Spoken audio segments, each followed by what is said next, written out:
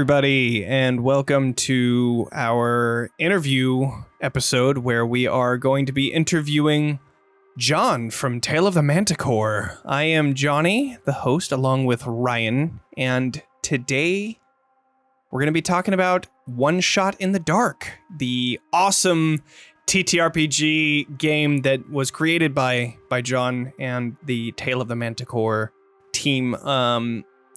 If you haven't checked it out, we played this live on our Twitch channel on August 30th. It was awesome. Whole lot of fun. We've also posted it onto our YouTube channel since then. So go check it out in the interview. The link is going to be in the description. And yeah, we think that you're all going to enjoy it as well. It was a lot of fun. So let's get into this. John, thank you for joining us today. Thanks for having me. It's already been a lot of fun just talking with you guys. Watching the actual play was a total blast. Oh, sure. Yeah, that's one of the main things that everybody says whenever we have them on an interview is that, you know, seeing somebody actually playing the game other than yourself is like such a interesting feeling. Just like it really seeing is. it live. It really is. No, it's very surreal. Let's get into that. Like, what did you think of the stream? Was there anything that you liked? Anything that you didn't like? There was a lot that there was nothing I didn't like, to be honest, but there was awesome. a lot that I did like. I gotta give you guys props. Boy, you knew, like, you really grokked it 100%. And I know I already mentioned it's not complicated. It's rules ultra light, but right. You guys just really understood the spirit of it. And actually, I could tell by the questions you'd asked before the AP began. I could tell that you're like, wow, you've like really thought this through, because the questions were pretty challenging. It's like I had to think about them myself and go, what should we do in that case? But yeah, I think you guys really got the spirit of the game, which is kind of just, you know, when you don't know, you just make it up. It's just light. It's just a snack. It's like a snackables of RPG games, you know, a little bit of cheese and not very much and crush. Chips. Don't forget the chips, because my God, a lot of mustache Pringles. After listening to this interview, if you haven't seen the video of us playing this, you're not going to get it. Go tune in. It's hilarious. We just get into some random antics. It was awesome. If that didn't get you an endorsement, guys. Really? Right. What would? No, I know. We definitely reached out to Pringles. We'll see if Pringles wants to, you know, do a little sponsorship, but we'll see how it goes. Sure. Your people are talking with the Pringles people? Yeah. We're our people talking to their people. We'll see how it goes. But to your point, I wanted to, you know, definitely spotlight Ryan, because he did a great job in getting everything set up in Roll20. I think that like the way that everything was set up was just so easy to run through, with us just pulling the cards out and having everything just set and ready to go. It was awesome. That was a pleasant surprise too, to see that it could even work on Roll20, especially with things that might come up like, you know, you have to separate the deck into the suits, and then sometimes you have to shuffle them and put them back. So I was kind of surprised that it worked so well. So yeah, again, props to Ryan for that. Yeah, shout out to our sponsor Roll20 for this first stream. It was great. I like how you what's the word I'm looking for? How versatile Roll20 can be. Like, it comes with a deck of cards by default, and it was a little bit of work to separate them out into different suits. And there's some things that could use some work to make it a little bit smoother. But the coolest thing about having it on Roll20 is it's always set up whenever you go back. You just have to make a new map, and you have everything ready to go. I think that's the coolest thing about doing it on Roll20, is that it's just all ready to go. Same with the characters. All I did is make four blank character sheets that were not, you know, game specific, and I just made little roles for them, and now they're always going to be there, and you just have to reset it back to the starting health. Really cool. And I have to point out that you managed to GM a game that's GM-less. So also, wow. And I gotta say, I think that was the most fun. Like, I thought it was awesome for like us not knowing exactly what we're getting ourselves into, and having everything like just lay out in front of us, and how we reacted to that was part of the fun of the game in the first place. I mean, obviously not everybody is going to be, getting into character as much as we did, but like, it was still really interesting to have, absolutely no idea what we were getting ourselves into other than the core rules of what our characters could do. I thought that was really fun. And I mean, yeah, it's a GM-less game, but you can definitely see the potential in having a GM for this game. And that was the first time, like we play tested the hell out of this game, and but that was one that we never did. Like it just never came up. So that was the first time I've seen that done. And I was really pleasantly surprised to see, that works too. Yeah, it worked out really well. Yeah. I think what really worked for us in this situation is letting the players be as goofy and as creative as they want, but letting me find the time to reel it back in when it was time to keep going. I think that maybe helped. But every game's gonna be different though. Right. I think so, yeah. Yeah, do you have any helpful tips for anybody that actually picks this up and plays it? I mean, other than what we've already talked about?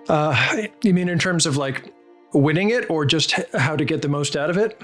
Yeah, how to get the most out of it, how to win it, whatever you want to come up with. I mean, this is going to be mainly people that are interested in One Shot in the Dark and, and your podcast and what you do. So whatever helpful tips you want to throw out. Yeah, like, okay, so the way it kind of came together was I wanted something that could be like a one shot that could actually be done in one shot. That maybe sounds silly, but a lot of one shots don't complete, or you have to rush the ending, or you kind of like, you have to gut the middle part of the adventure because you realize that things happen slower than you expected. And the 4-hour one shot becomes a 5-hour truncated version of what it had originally started out as. So I just wanted to do something. I think we've all been there. And so I wanted to do something that could really be done in a single session and like a micro session. Like you could do a third of this game in 30 minutes, pack it up, put it on the shelf, and the whole game, I think an hour and a half would be a long version of this game, and an hour could easily be done. Yeah, I mean, with the way that we did it, and like we were like RPing and making jokes and kind of messing around, but I can't remember the actual end time of it. But here we're looking up right now. I think 2.5 hours. 2 hours, 12 minutes. But that's also including, I believe, a break in the middle. I'm not entirely sure if you edited that out or not. If it's if you're talking about the YouTube version, the YouTube. So then 2 hours and 12 minutes with us just messing around, having fun, kind of explaining the game a little bit. Yeah, that's the banter, exactly. Yeah. That's a great amount of time. And that's like, I think it's perfect because I think we've all been in this position where we have friends and we're like, you guys want to do a one shot? But you have to make characters. And then you have to prepare the one shot, and then you have to, get maps ready. And you have to set up like a Roll20 page if you have friends online.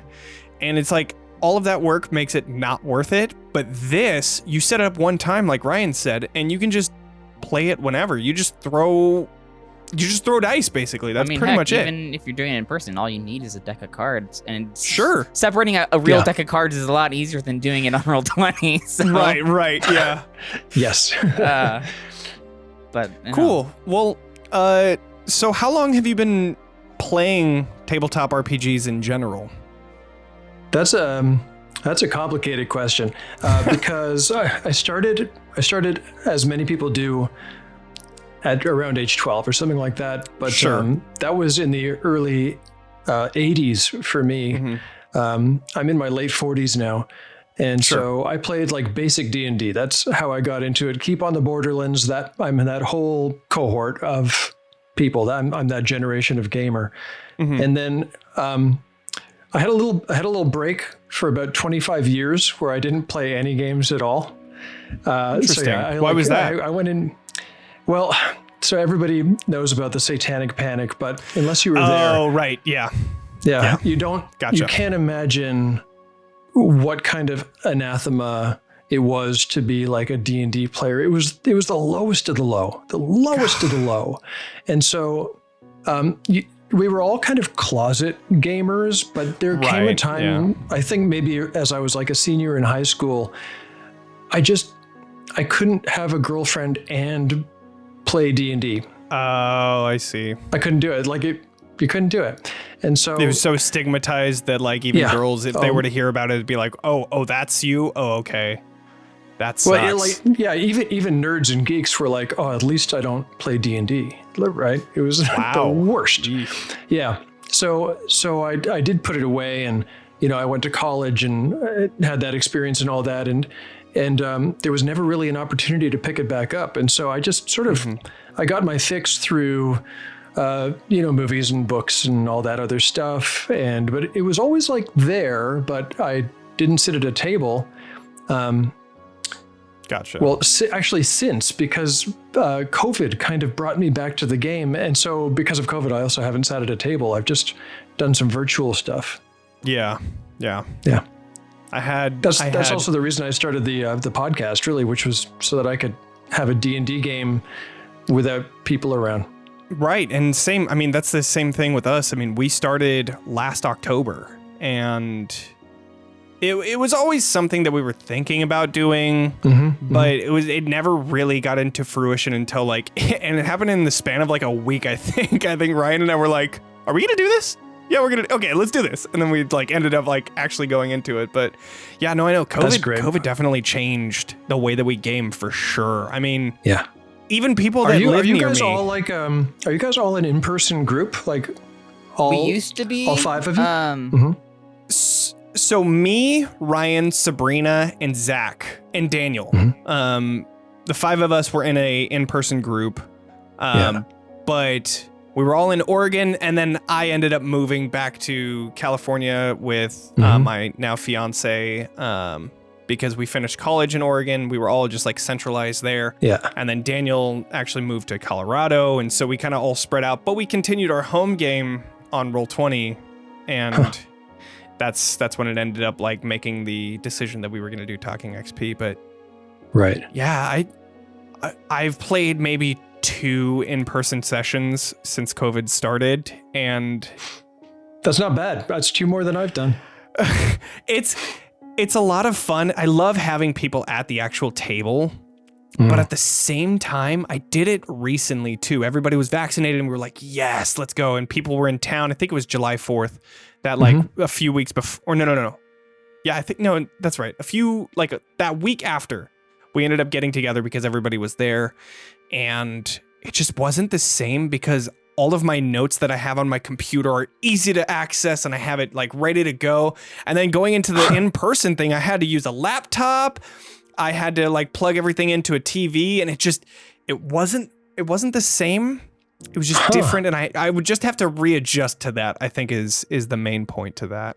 Yeah, for sure. So then how long have you been creating content then? So let's see. I think the podcast is about, I don't know, I say I started a year and a half ago, and the launch was a year and a couple of months ago. So I started a few months before I launched, just to kind of get my shit together and and make a buffer. And I didn't want to come out of the gates weak. I mean, I look back on the early stuff I did now, and I'm like, oh man, that's really cringy. Yeah. But, I get you. I feel like we're in this. I think, yeah, exactly. I think that's just something that happens. I think it's just, it is. It's gonna happen. And you know what? You just have to deal with it. You gotta just own that. Yeah, I mean, you don't start off being great at what you do. You get have better to practice. At it. Exactly. Yeah, you have to practice. Yeah, 100%. So now I'm always thinking, oh man, when people listen to my show, they start at episode 0, and what they're hearing is not what I think about when I think of my show now, because it's gotten to a point where it's fairly polished. But when I started, it was I didn't know what I was doing. I had figured it out by doing it. I'm sure you can relate, right? Yeah, 100%. I mean, now TXP is drastically different than when we first started. I mean, we started with a once a month podcast episode that we would talk about games, movies, and different types of pop culture news, and then we would focus on D&D. But now our podcast has kind of changed into its own pretty much pop culture exclusively, and then we'll bring up D&D every once in a while. But then now, of course, we have our Ravenloft Misfits, which is our actual play streaming game that we're playing Curse of Strahd, and all of the different things that we have, like One Shot of the Month, all of those different things we have is just completely different from when we first started. So, and yeah, no, I totally agree. When I go back to the first episode, it's like we're talking over each other and we're just saying things that probably shouldn't have been said and blah, blah, blah, blah. And it's just, yeah, it's one of those issues where it's like, man, well, I mean, we live and we learn and we just continue forward. And those people that stick with it with us until the very end, those are the true heroes. Yeah. Let's talk about your flagship. What inspired you to make Tale of the Manticore? I know you were saying COVID, and obviously with such a long break, you were looking for something to get back into that. But was there anything more on top of that? There was, yeah. So I mentioned that during my 2 decades and a half away from gaming, I was getting my fix through, Game of Thrones and et cetera, et cetera, et cetera. And at some point, I discovered podcasts and very quickly found the Adventure Zone. And although my podcast is light years away tonally from what they do, I loved what they did. And I couldn't believe how they elevated just like kind of improv comedy to a level of like real deep human emotion, intricate storytelling. Like my jaw was just on the floor all the time listening to the balance arc. And so that got me I think that got me looking for more stuff like that. Sure. And specifically, I wanted something that was more serious in tone, because I like comedy stuff, but that's not what gives me the D&D fix. For me, the D&D fix is... It's more of the Lord of the Rings, Game of Thrones kind of the intrigue. It's a world that takes itself seriously, and there's like no Jar Jar Binkses at all. Right, because like, you know what? Star Wars is silly, but it takes itself seriously, and so you can buy in. That's what I wanted to buy in. I think that I'm in the exact same boat, because I remember first off.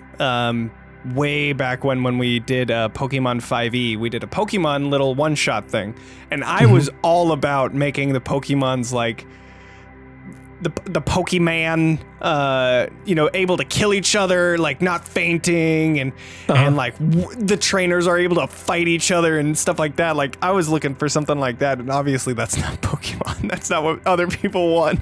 But I'm in the same boat where it's like I want to take this seriously, and I want to have like an actual foothold in the world. And in order to do that, we need real life scenarios, not the kid stuff where Pokemon. Oh my god, I've messed myself.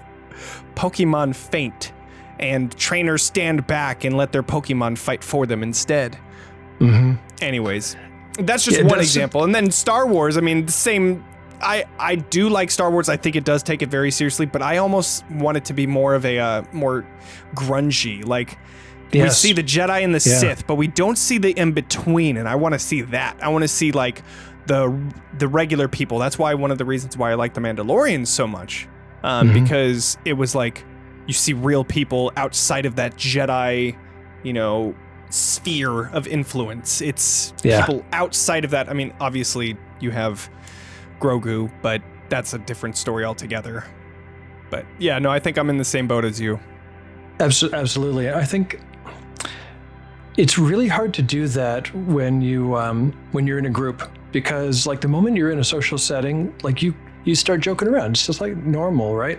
And that's why there are no serious group actual plays, or very few. I shouldn't say none, but there are very few, because what you're really asking people to do a weird thing is like, you're going to get together and play a game, but we're not going to be laughing and stuff. We're going to tell a horror story instead. Sure. And so that's why I think maybe Call of Cthulhu does it a little bit. Call of Cthulhu is pretty cool. Like from all of the actual plays that I've listened to, It gets deep. Yeah, and of course, I love that stuff. Mm-hmm. I do, agree with like horror is supposed to be like immersive, and then you have the every once in a while you have the joke that kind of breaks that immersion so that you can take a breath and then get back into it. And I think that not to toot our own horn or anything, but I think that we're doing pretty well on our Curse of Strahd campaign. There have already been a lot of horror tones to our adventure, and we're only 4 episodes in. But yeah, no, I agree though. I think that there aren't very many horror TTRPG actual plays, at least not very many that I have found. You have the basic fantasy, and you have the the comedy ones. Like I'm currently listening to Dungeons and Daddies. Oh yeah, so good, brilliant, so good, brilliant, it's so much fun. And actually, those guys, they deserve all their success. I don't know if you ever listened to Story Break. Did you ever listen to Story Break? That was their... I'm not. That was their previous podcast. So those guys had been podcasting for a long time, doing basically... They would write us like a script draft out of like the most preposterous APs imaginable. Like, for example, they did do like a Jar Jar Binks Star Wars movie, and they know script writing and like story structure and storycraft so well that within an hour, that's where they kind of hit a timer, and within an hour they actually go from nothing to a full 3-act story. And so that's so what cool. I found Dungeons and Daddies because I'd been a fan of Story Break. So those guys are amazing, but that one is, let's be honest, it's barely D&D. Oh yeah. Oh no, 100%. They fudge the rules all the time, but it's not really about that D&D. No, it's not. It is, but it's not. It's more about the story, and I think that's kind of what you have going on too, where you have like a little bit of D&D, but at the same time, it's more about that story that you're trying to tell. Yeah, mine's at least 60% audio drama, maybe 70, and then I actually use basic D&D. Actually, there's a few reasons. One is because I've never played 5e because I was out of the hobby, and when I came back in, COVID, so nobody to play with. Right. So basic isn't the last one I used. I think the last one I used was 2e, but I thought for a podcast, 2e is like pretty crunchy. It's almost Pathfinder crunchy, and so I was like, I don't want to be explaining rules and consulting charts all the time. So I actually ended up going with basic D&D just because it's easy, just simple. Sure. And so actually I have a feeling I've turned off a bunch of listeners by doing that. And every now and then I think maybe season 2, do I do a 5e? Because 5e is actually pretty simple too, isn't it? It's pretty simple. I mean, there are its complexities, but one of the things, actually, a video that I was watching earlier today, Matt Colville released, he was talking about ruling versus rules, and ruling is one thing that the DM always has control over, versus rules. If you make too many, and he was talking about 3.5, where there was a lot of rules. It was rule heavy, and that was what everybody wanted it to be, is rules heavy, so that they had a rule for every situation and they knew what to do. But they were saying, what did he say? It was 30 minutes of fun in 3 hours. So 30 minutes you're having fun, the other 2.5 you're arguing over the rules, and that's why 5e is all about ruling versus rules. You don't have a whole lot of rules for every situation, but it's all about, what your DM decides in that moment. That's the most important part. That's true, yeah. 'Cause every time you come up with something like, how do I do mounted combat? How do I do combat underwater? It's like, okay, well, let me just get my rule book, and maybe you guys want to go get a cup of coffee because I'm going to have to look this up for 20 minutes. Whereas in some of the older editions, you could just be like, I don't know, you're underwater, -2 to hit, done. Right. And I think 5e is very good in those situations because I know that there's maybe like 2 paragraphs about underwater combat, and that's it. It's like you get disadvantage on firing weapons, firing weapons you can't go past the first range, and then you have disadvantage on some shots. I can't remember if it's melee disadvantage or something like that, but anyways. Probably. Yeah, it's like super simple. what I'm gonna say that just speaks volumes too, though, about One Shot in the Dark, though, and how simple that is. And I think you did such a good job with that, making it just such a drop-in, ready-to-play kind of game. Thanks. Actually, I owe some to my playtesters, because there are at least 2 or 3 times where playtesters would get back to me and they'd be like, "Hey man, you're making the rules ultra light, so why don't you just cut everything that you can?" And so after I heard that from a couple of playtesters, I kind of took it to heart, and I just went in with a scalpel and I just chopped out a lot of stuff. I would have cut out more if I could, but I was like, I want to get this down to the bone, the bare minimum. I think you hit the nail right on the head. I mean, this is exactly what it needs to be. I mean, you have the list of things that all of the cards go to. You have an easy way to attack. You have an easy way to play the characters, and I think it was a lot of fun. And obviously, like in the very end, we ended up winning. And that was gratifying. Now, sometimes you die, sometimes you lose. Yeah, but it was. And sometimes people have a too easy time. It's swingy, but actually watching you guys kind of hit that sweet spot made me made me glow a little on the inside, because that was great. That very end moment was by far one of the biggest highlights I've ever had in TTRPGs, because of just how epic it was to just walk in and just one shot this thing. Oh, it was so great. It was awesome. I have a screenshot of you cheering, and I'm like, it was awesome. That's gold to me. Yeah. I'm keeping that picture. Yeah. So then how long have you been working on One Shot in the Dark? Let's see. I got the idea for it. The germ of the idea came from A Quiet Year. Do you know that one? I do not. Or maybe it's The Quiet Year. I forget exactly. To bring back the McElroys, they used it in their Ether Sea campaign to kind of do a prologue. Anyway, what it is it's a imagination game where you build a map with some other people, and you pull cards, and the cards give you a choice. Either this happens or that happens, and you have to choose one, add it to the map, and explain it. And you build a history, or you build a story. It's not an RPG, actually. It's more like a story building game or a history building game, that kind of thing. Sure, that makes sense. The mechanic was drawing cards, and so I had drawing cards in my head, and I thought that's really interesting and fresh and different.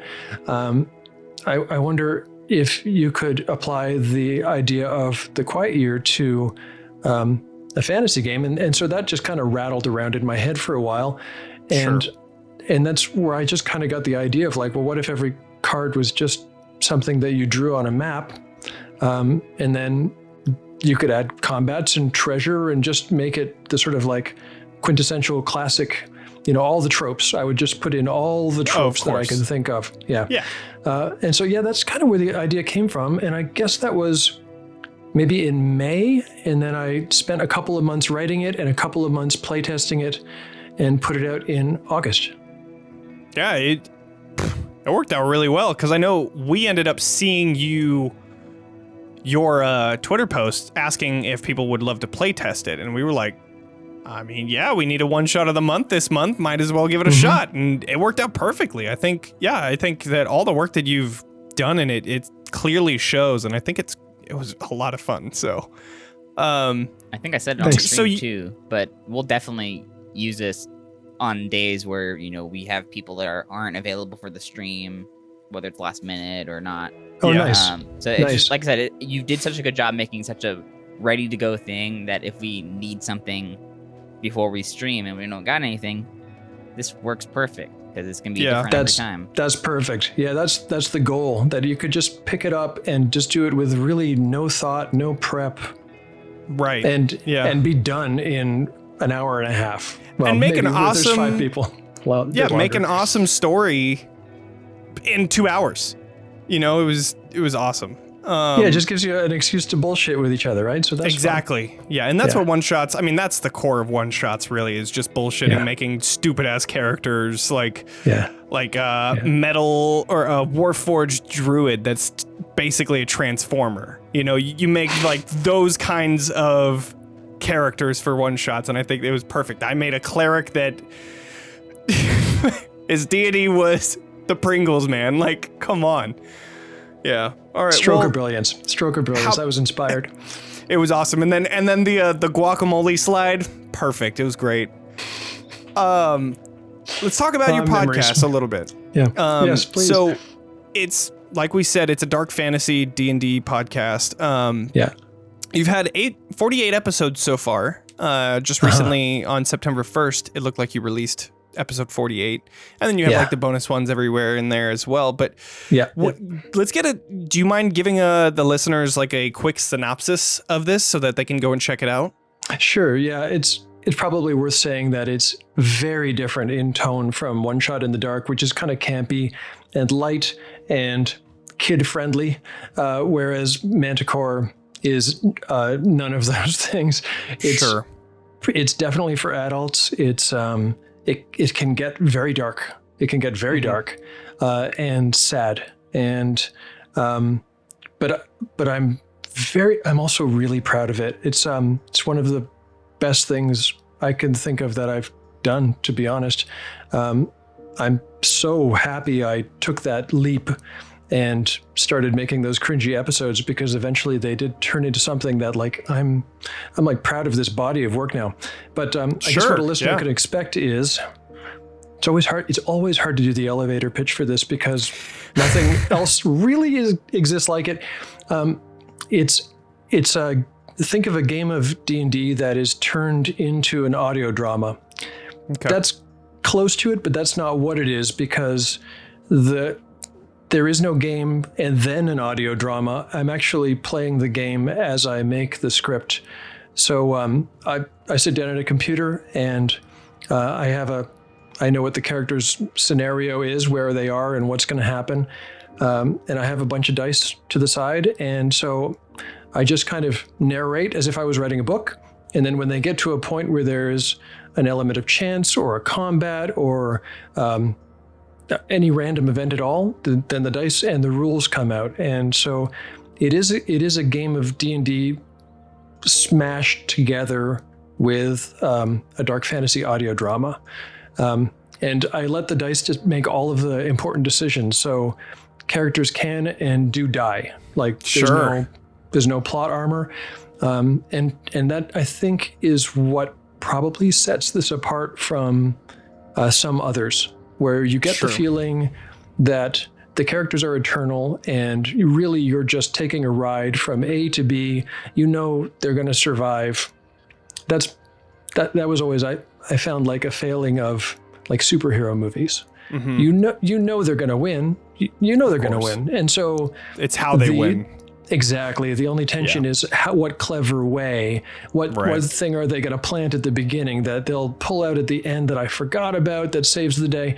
And so that can be good. It can be great. But I found maybe like Game of Thrones, where you found that characters really could die. That was a sea change event for me. What is it? I think it's season 3, episode 5 is by far the biggest, like, jaw-dropping episode, the Red Wedding. Man. Oh my god. Yeah. It's so just watch Game of Thrones up to season 6 and then just completely forget about season 7 and 8 if you want to do yourself a favor, and that's my opinion. That's too bad. That's awesome. The good stuff we got from him is a gift, so there we go. Yeah.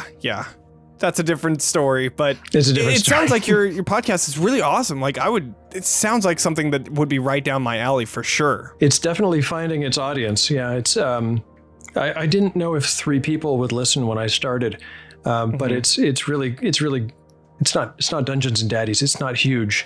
I'm not quitting my day job or anything, but it's got like a pretty good following now, and so that makes cool things happen. Like today I got some fan art And that's sick. That's awesome. That just blows me away. And like from somebody I don't know. Yeah. Do you guys know Me, Myself, and I? I don't. Oh, this is a treat. But this is it's a YouTube channel. This guy Trevor Duvall, he's like a professional voice actor, and he does Savage Worlds, and then I think he does Ironsworn in season 2, and it's really good. He does great voices, obviously, but it's also filmed, and he's got multiple cameras, and it's quite well produced. Anyway, so I reached out to him and said, I'm a fan. Would you care to do a voice? I know you're a professional, but I can't pay you. And he actually said, yeah. So That's awesome. He every now and then I get people that I'm a fan of. I get them to do voices on my show.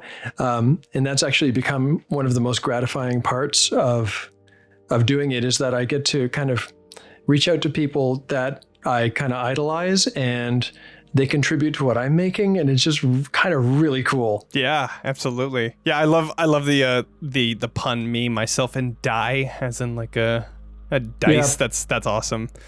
Super funny. That by the way, if I had to make one recommendation, especially if you do prefer things that are like darker and serious, Me, Myself, and I it's really top shelf. It's so good.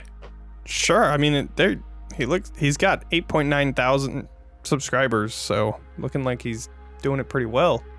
That's awesome. I feel like he should have 10 times that, but he's doing well enough, I think. I was talking to him a while ago, and I said, like, they should have put you in charge of the D&D movie, and I mean it. He's just, I think, really a creative force. There's a name to watch out for. See, something that's so interesting, because you're talking about how your podcast is an audio drama, and I think that just lends itself so well into what you can do with any TTRPG in general, because the mixture of music with storytelling and sound effects and sound cues, they all come together. I mean, I come from a video background myself, so putting together video with stuff is, what I'm always thinking about in my head and visualizing things, which is great. Because I've always also wanted to dive into doing like an audio drama type storytelling, because it's a unique method of storytelling. It is like the medium is different. Like, I think I know what you're saying. It makes you experience the story in a different way from reading it or seeing it. Yeah. And I think that's why podcasts are so popular now, is because it is that new medium. And I mean, quotation marks new. I mean, the radio's been here for how long, and it's just like a different style of presenting that medium. And I think that now that it's becoming so big, it's awesome, because you don't have to have a video in order to know what's going on, and I think you can be driving. Less is more. Yeah. 100%, because I mean, like, if it comes down to, like, we put a lot of work into, our overlay that we use on Ravenloft Misfits, and the maps that we use and all of that stuff, but at the end of the day, it's not as important as what we're saying and what is said. Like, that is what's the most important part of everything. Without everything else, it's still good, but without that, there's nothing. So it's a very interesting take, for sure. Yeah, it forces the mind to do something it's not used to doing somehow. And so, because like if you're reading description on a page, then sure, that fires your imagination in a certain way. And if you're watching a movie, then kind of somebody's doing the imagining for you, and that's good too. But the audio one, like if you listen to any, like BBC has really high quality audio dramas, and just a couple of sound effects, like some footsteps with the right reverb or whatever, that can really put you in a space. It's just a single sound. It's almost like you're catching a glimpse of a scene, but your brain does all the work to fill out the rest. Adds all the details. Yeah. No, I know. Yeah. No, it's super cool. Then I have a question for you for your process of creating an episode. Walk me through your creative process. So you start off by creating at least the bare bones scenarios that you're going into, and then you start playing. What do you do after that? So it's at first it was a little wobbly because I wasn't quite sure how it would work, but by now I'm, I don't know, 5,000 hours in or something like that, something ridiculous. And so now I really have a kind of a routine. So I know where the story leaves off. Like there's a group of adventurers, and here's their situation. Here's the conflict that's at hand, or they've discovered this place, and so. Let's. I don't want to spoil anything, so I'll just make something up off the spot. Let's say that my party of adventurers has found an abandoned cabin. So that's something that didn't happen in my show, but that could happen. So I might, get onto the computer and open up Word, and because I'm an old man, so I use Word and not Google Docs. And so I'll start typing out, the cabin was small and looked like it had been abandoned for some time and blah, blah, blah. I'm typing it out. I'll type out some dialogue as well. One of the characters will look to the other one and say, oh, do you think anybody lives there? And that could be, if you're at a D&D game, that might exactly play out that way. So I try and keep it like a game. Sure. But anyway, I'm always keeping it in my mind like, move the plot. I don't want to have a half hour, like my show's half hour. So I don't want to have a half hour of describing all of the trees in the forest. That's boring. So like shit's got to happen. Like ideally I've got stuff pushing the players from behind, pulling them from the front.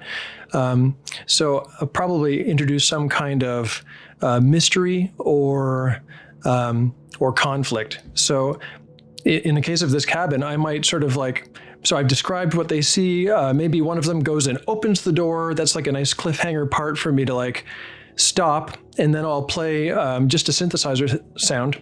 And then I'll kind of come back into the story as the DM. And I'll say okay, so the party has found this cabin and they think it's abandoned, but is it? Well, I don't know. Let's roll some dice and find out. And so if there's an appropriate table, I'll roll on that.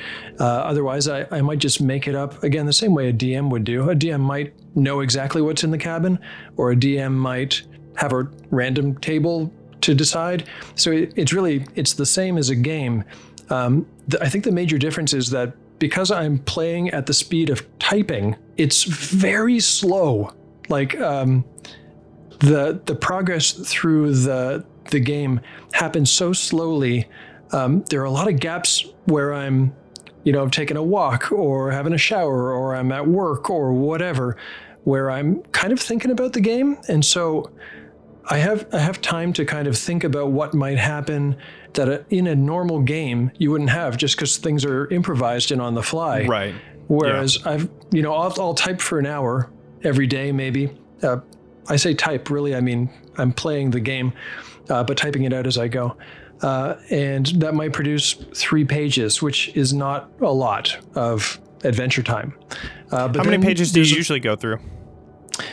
So a single episode is about 17, 18 pages. And so I'll usually type about 3 a day. Gotcha. But there are all those gaps when I'm not typing where I'm kind of thinking about it.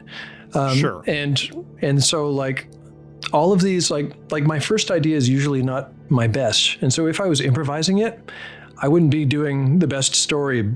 All of my good ideas kind of occur way later. Mm-hmm. And so I think that's the bane of writing is you write, erase, rewrite, erase, rewrite. Yeah. And yes, I have an editing process. And then the 4th time you're like, this is good enough, I guess. And then you just go with it. And then, of course, a week later, you're like, oh, it would have been really cool if I did that. Or right after you do it, oh, it would have been really cool if I did that. Yeah. That's how it goes. Yeah, it's funny. I think probably a lot of D&D players, RPG players, they've either got a half-written novel in the closet or they've always wanted to write a novel. I think we all have that kind of creative spark, and that's what kind of brings us to the game. I definitely fit into that category. I had a half-written novel. It's a piece of garbage. It didn't have a good ending. And I got to say, what I'm doing with the podcast has totally liberated me, because now I don't have the responsibility of having this impossibly wicked ending already made that I'm just getting to. And I get to experience all of the surprises that happen in the story at the same time as Well, I guess a little in advance of the listener, but in real time. Yeah. No, I think that's awesome, and that makes your podcast definitely unique for sure. So then, follow-up question. So is the process you continue writing each day and then you record, or do you record as you write and then you just edit down those segments together and then add sound effects in afterwards?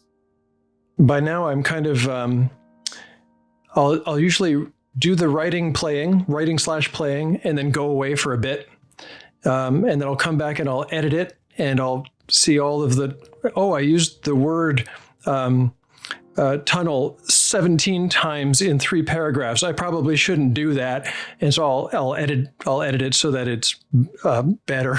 And right. And then usually in the morning, I'll do about a half hour to an hour of recording the vocal and editing out all of the mistakes and weird mouth sounds that happen and all of that other stuff. And also in the morning, your voice tends to just be like better, like deeper, bassier and stuff like that. And so right now it's the end of the day. I've been at work all day and my voice is a little bit hoarse. So it would actually sound weird if I sat down and recorded for Manticore right now. Yeah. And then things like sound effects, just kind of, if it's the evening and I got nothing to do, I'll go in and start putting in the sound effects and the music and stuff like that. But it's a lot of work for each episode, as I'm sure you guys are very well aware of. Like a half-hour episode. Yeah. Ryan's our main editor. Yeah. Editing is very time-consuming, and I'm a little bit OCD about it. So like I really will cut out all kinds of little clicks and stuff like that. Yeah. It works out to a good 10 to 15 hours per half-hour episode. So do you release them on a regular schedule, like every 2 weeks, every 3 weeks? It looks like 2 to 3 times a month. It seems right. I'm doing every 10 days, except if work gets really heavy, I have to go to twice a month. So that's an insane schedule that nobody should do. But I decided to do it just because, as I mentioned, the story does move pretty slowly and it's only in half-hour segments. So if I don't do that, season 1 would last 3 years with no exaggeration. Right. As it is, season 1 is going to last at least 2 years, which is already pretty long. Yeah. I mean, it sounds like a basic D&D campaign too, where things. And this sounds like a more slowed down version of D&D because, like what you're saying, is that you are making those moments happen. The ones that we open to players take them, players don't. And if they don't, then that just expedites the story a little bit faster. Yeah. And you make sure that those moments are in there, which is awesome because that's making that story, that's making those moments important to those characters that you are portraying, and I think that's awesome. There can be a weird conflict, like go back to that scenario before characters go into the abandoned cabin and hey, it really is abandoned, and there's a locked trunk there, and then I have to kind of stop and say, okay, as a DM now, is it trapped? And maybe I want it to be, because in D&D games, chests are trapped. So sometimes I'll do things to hurt the players, even though I'm also the players. I just try and make it like true to the game, and also most of all like exciting. There has to be danger and tension constantly. Otherwise, it's not entertaining. That's just how it works. Yeah. No, I totally agree. Yeah. One of my final questions I have for you. So, from beginning to end, because you try to get these out every 10 days. So how long does it take you to start to finish an episode then? It sounds like a few days of It's work. about 15 hours. Yeah. So it's a hobby, but I guess I probably spend, I don't know, 2 hours a day. Yeah. Well, 2 hours a day-ish, on it. So, but that's broken up between the writing, the editing, the recording the vocals, and then putting on sound effects and music and stuff like that. And then sometimes I write score and stuff like that. And cool. I don't know why I decided to do that, but I did. So now I do about 50% original music too. But it's cool. It's all like my hobby. It's all fun. So I don't think of it as 15 hours of work per episode. I think of it as 15 hours of play, because almost all of it is fun to do. Sorry, that's awesome. I said I had one last question. I have another question now. That's the story of our podcast. It really is. One last thing. Yeah. So you have a selection of characters that you have in your story.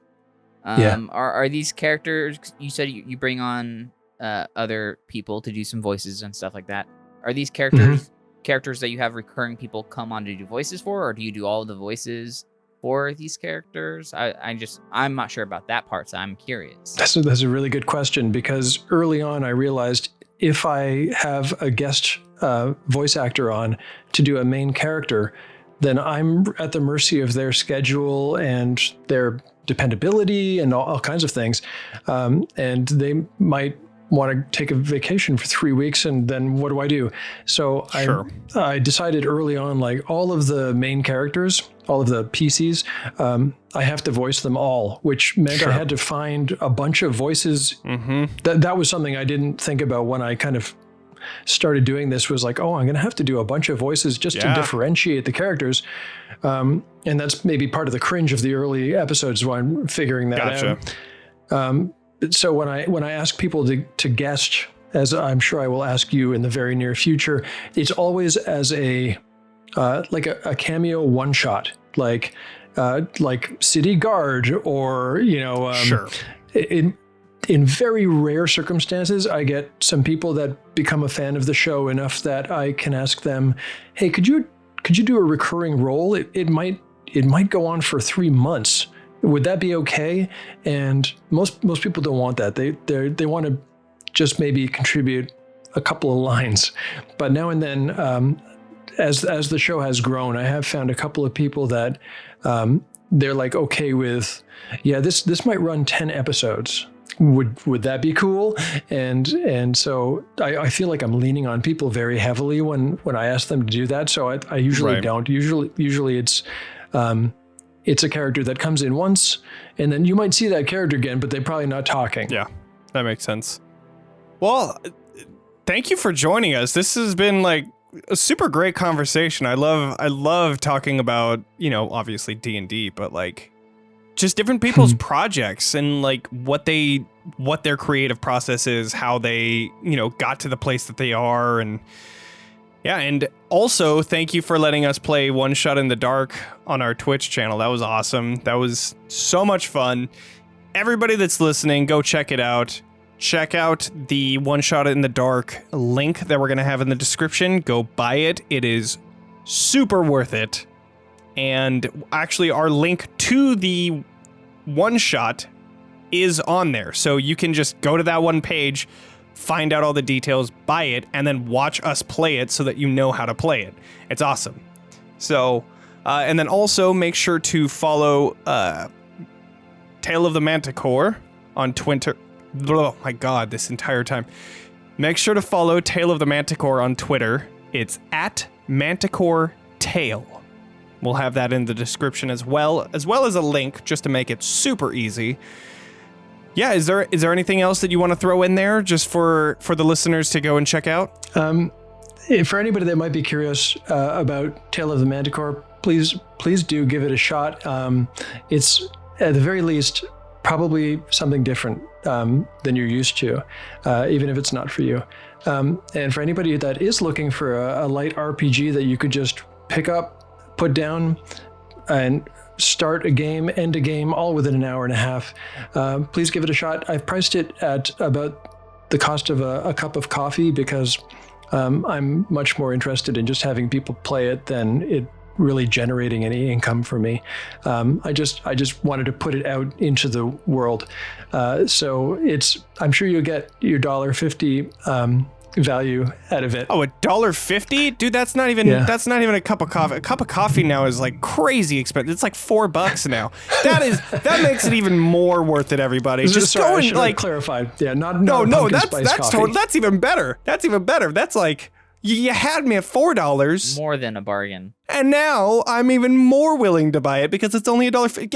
Everybody just go and follow the link and just like, even if you don't ever play it, just support him. Like, this is awesome. This is a great indie game creator that you need to support, and you can watch us play it. It's a lot of fun, and it's super easy. There you go. It's $1.50. You're going to make $3 worth of fun out of it. So in a way, you're kind of coming out ahead. $1.50 on this business deal. Yeah. It's a steal. It really is. Well, thank you so much for joining us. Thanks for having me, guys. Everybody that's listening, thank you for listening. Make sure to level up, and we'll see you next time.